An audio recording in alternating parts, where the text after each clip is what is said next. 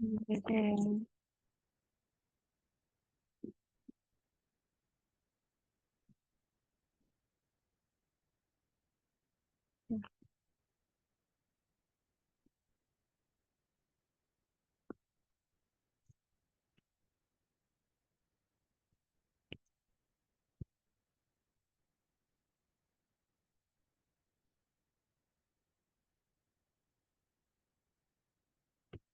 Bismillahirrahmanirrahim. Alhamdulillahirrahmanirrahim. Kita langsung mulai aja ya. Eh,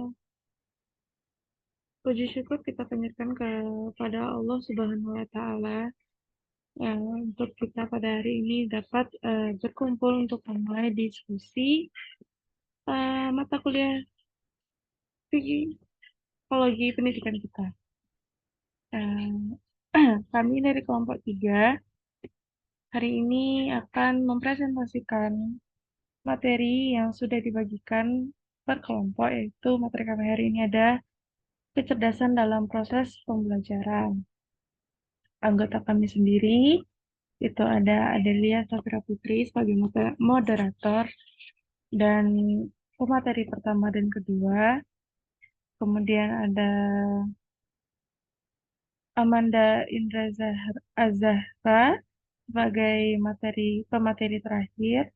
Kemudian ada Anggun Apriliani sebagai pemateri ketiga dan uh, Khairunida sebagai pemateri keempat. Langsung saja, saya akan menjelaskan apa itu pengertian kecerdasan karena kita membahas hari ini tentang kecerdasan ya. Kecerdasan itu biasa disebut dengan inteligensi. Etimologinya itu dari bahasa Latin yaitu intelligence yang berarti menghubungkan atau menyatukan satu sama lain. Inteligensi menurut KBBI berarti daya reaksi atau penyesuaian yang cepat dan tepat baik secara fisik maupun mental terhadap pengalaman baru untuk membuat pengalaman dan pengetahuan yang telah dimiliki siap untuk dipakai apabila dihadapkan pada fakta baru atau kondisi baru. Eh, Singkatnya, kecerdasan adalah kemampuan individu untuk belajar, untuk memahami, mengatasi masalah, berpikir secara abstrak atau random, namun tanggap merencanakan, beradaptasi dengan lingkungan, serta menggunakan pengetahuan dan pengalaman dalam situasi yang baru. Ini kecerdasan artinya daya reaksi yang cepat tanggap ya terhadap suatu masalah dalam suatu lingkungan. Kemudian ada faktor-faktor yang mempengaruhi perkembangan kecerdasan itu. Pertama, faktor bawaan. Sebentar. Faktor bawaan. Faktor ini ditentukan oleh sifat yang dibawa sejak lahir atau genetik, ya mungkin eh, sejak lahir. Genetik atau pembawaan lahir sangat mempengaruhi perkembangan inteligensi seseorang. Ginting dan Samsul pada 2016 menyatakan kecerdasan dapat dipengaruhi oleh faktor genetik atau keturunan. Karena memang seperti yang kita tahu ya, beberapa kalangan manusia itu memang diturunkan kecerdasannya dari orang tuanya. Kemudian faktor minat dan pembawaan yang khas, di mana minat mengarahkan perbuatan kepada suatu tujuan dan merupakan dorongan untuk perbuatan itu. Untuk beberapa orang, mereka eh, cerdasnya mungkin hanya di bagian yang mereka minati. Kalau mereka minat, pikiran mereka terhadap sesuatu ini akan lebih terbuka dan akan lebih tanggap. Kemudian faktor lingkungan. Lingkungan yang memberikan rangsangan intelektual seperti pendidikan, interaksi sosial, dan permainan yang merangsang otak dapat meningkatkan kecerdasan. Ini maksudnya mungkin dari motorik ya, motorik dari lingkungan sekitar. Kemudian ada faktor pendidikan, pendidikan formal maupun informal memainkan peran penting dalam perkembangan kecerdasan. Seperti yang kita tahu, untuk perkembangan lanjutan itu memang kecerdasan dibantu oleh tingkat pendidikan. Kemudian ada faktor kesehatan, yaitu faktor terakhir. Santoso pada 2019 menyatakan nutrisi yang baik sangat penting untuk perkembangan otak dan kecerdasan. Karena memang ya, yang kita tahu seperti yang kita tahu bahwa anak yang memiliki gizi yang cukup, gizi yang lengkap dan sehat, kemudian bantuan dari sistem pelatihan motorik yang baik dapat meningkatkan kecerdasan. Sekian dari materi pertama dan kedua. Materi ketiga akan dijelaskan oleh Anggun Apriliani. Kepada Anggun Apriliani dipersilahkan.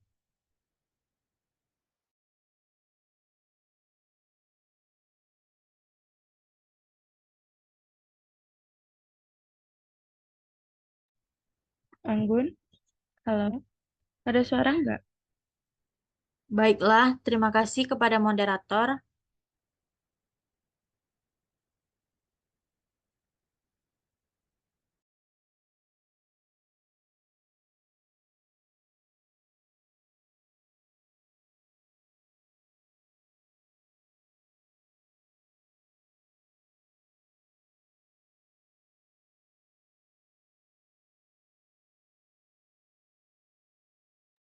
Di sini saya akan membacakan materi tentang C. Klasifikasi kecerdasan intelektual atau IQ. Yang pertama, idiot. IQ-nya 0 sampai 29. Idiot merupakan kelompok individu terbelakang yang paling rendah, tidak dapat berbicara atau hanya dapat mengucapkan beberapa kata saja. Yang kedua, imbecile. IQ-nya 30 sampai 40. Imbecile setingkat lebih tinggi dari anak idiot. Ia dapat belajar berbahasa, dapat mengurus dirinya sendiri dengan pengawasan yang teliti. Yang ketiga, moron atau debil atau mentally handicapped atau mentally retarded. IQ-nya 50 sampai 69. Kelompok ini sampai tingkat tertentu dapat belajar membaca, menulis, dan membuat perhitungan-perhitungan sederhana. Dapat diberikan pekerjaan rutin tertentu yang tidak memerlukan perencanaan dan pemecahan. Banyak anak-anak debil ini mendapat pendidikan di sekolah luar biasa.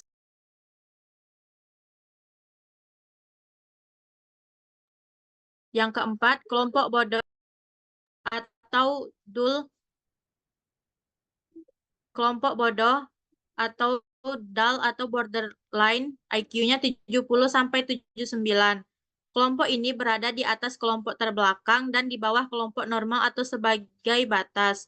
Yang kelima, normal rendah atau below average. IQ-nya 80 sampai 89. Kelompok ini termasuk kelompok normal, rata-rata atau sedang, tetapi pada tingkat bawah mereka agak lambat dalam belajar. Selanjutnya, yang keenam, normal sedang. IQ-nya 90 sampai 109. Kelompok ini merupakan kelompok yang normal atau rata-rata. Mereka merupakan kelompok yang terbesar presentasinya dalam populasi penduduk. Yang ketujuh, normal tinggi atau above average. IQ-nya 110 sampai 119. Kelompok ini merupakan kelompok individu yang normal tetapi berada pada tingkat yang tinggi. Yang kedelapan, cerdas, IQ-nya 120 sampai 129. Kelompok ini sangat berhasil pekerjaan sekolah atau akademik. Mereka seringkali terdapat dalam kelas biasa. Pimpinan kelas biasanya berasal dari kelompok ini. Yang kesembilan, sangat cerdas, IQ-nya 130 sampai 139. Anak-anak gifted atau very superior lebih cakap dalam membaca, mempunyai pengetahuan tentang bilangan yang sangat baik, pembendaharaan kata yang luas, dan cepat memahami pengertian yang abstrak. Pada umumnya, faktor kesehatan, kekuatan, dan ketangkasan lebih menonjol daripada anak normal. Yang ke-10, jenius. IQ-nya 140 sampai ke atas.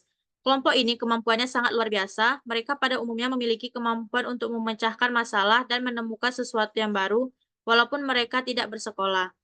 Sekian, terima kasih dari penjelasan saya.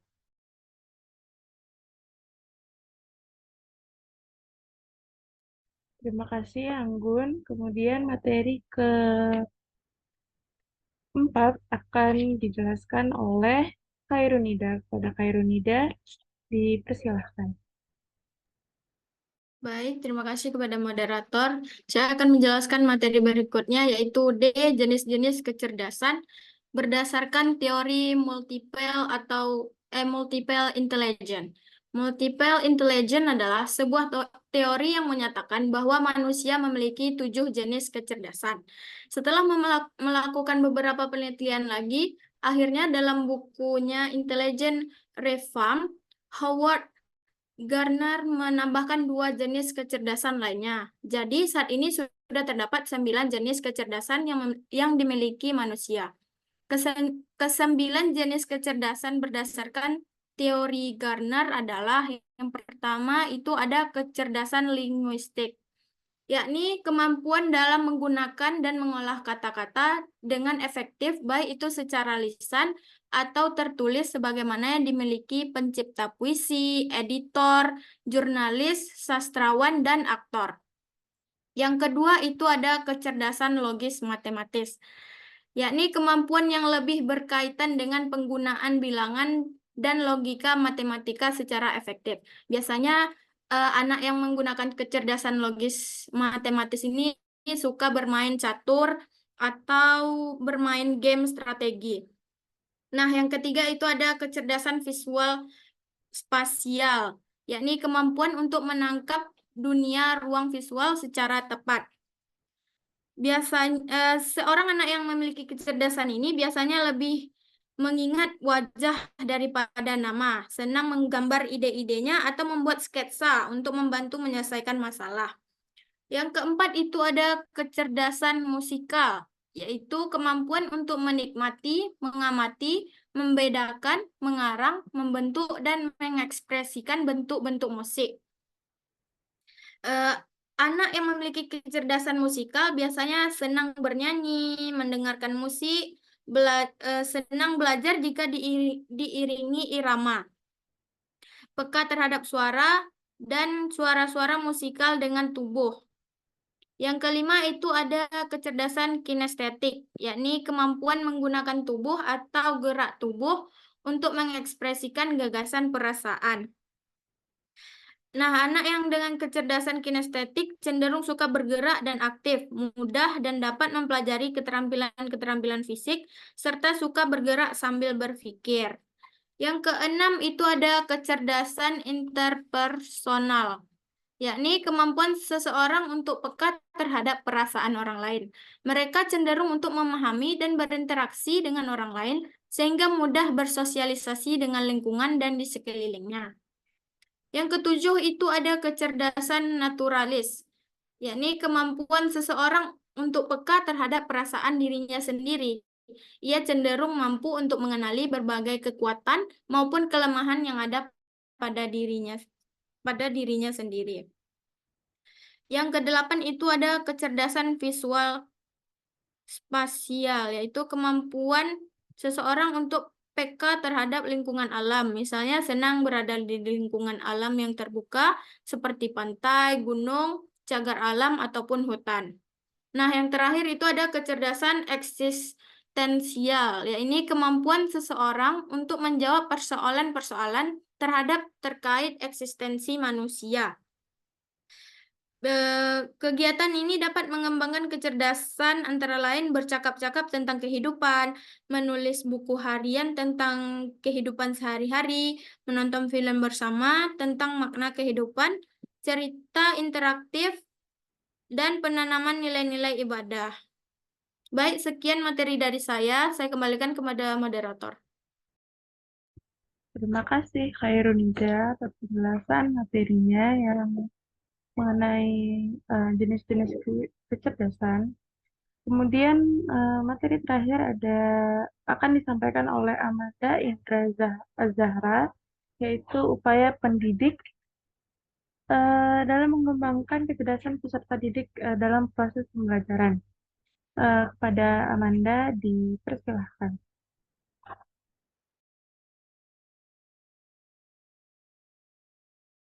Baik, terima kasih kepada moderator.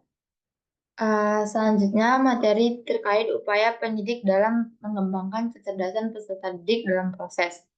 Upaya pendidik dalam mengembangkan kecerdasan peserta didik dalam proses pembelajaran melibatkan beragam strategi yang dirancang untuk menstimulasi aspek-aspek kognitif, emosional, sosial, serta kreativitas siswa. Setiap siswa memiliki potensi kecerdasan yang berbeda-beda, sehingga pendidik perlu menggunakan pendekatan yang bervariasi agar dapat menjangkau seluruh spektrum kemampuan dan potensi siswa. Beberapa strateginya yang dapat diterapkan oleh pendidik antara lain yang pertama, pembelajaran berbasis masalah or problem-based learning. Pembelajaran berbasis masalah merupakan salah satu pendekatan yang efektif dalam mengembangkan keterampilan berpikir kritis dan analitis pada siswa.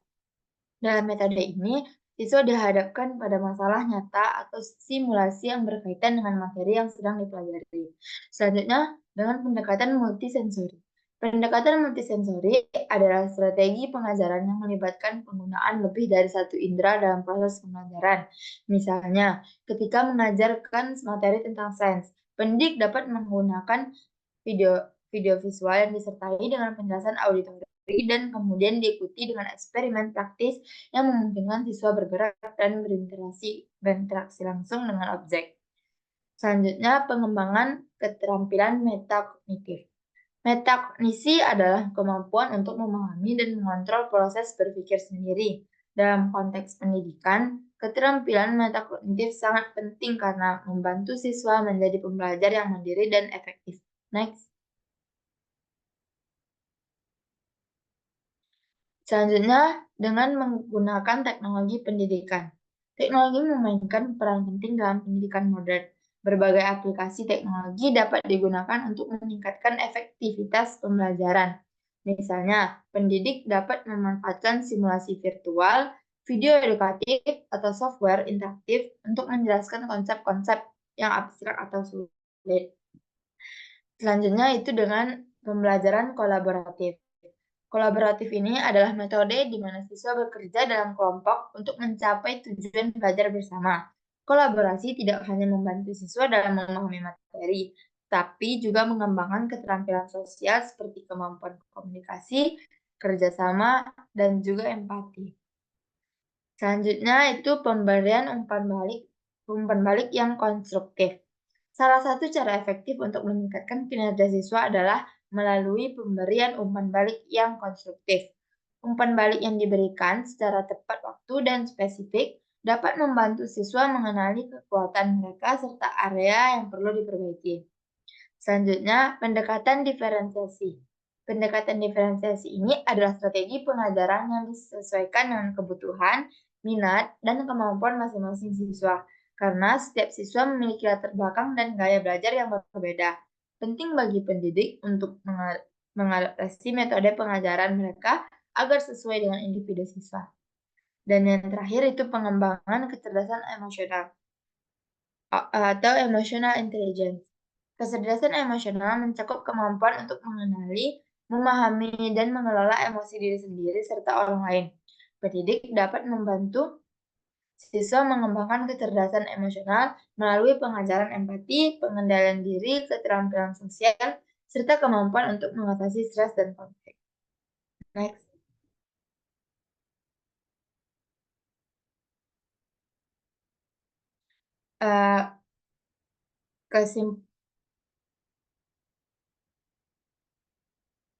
Mungkin itu saja materi yang dapat saya sampaikan. Saya kembalikan kepada moderator. Terima kasih Amanda sudah menjelaskan materinya yang tentang upaya pendidik untuk mengembangkan kecerdasan siswanya ya. Sekarang kita masuk ke kesimpulannya yaitu kecerdasan adalah kemampuan seseorang untuk memecahkan masalah yang dihadapi. Dalam hal ini adalah masalah yang menuntut kemampuan berpikir serta dapat diukur secara kuantitatif dan kualitatif.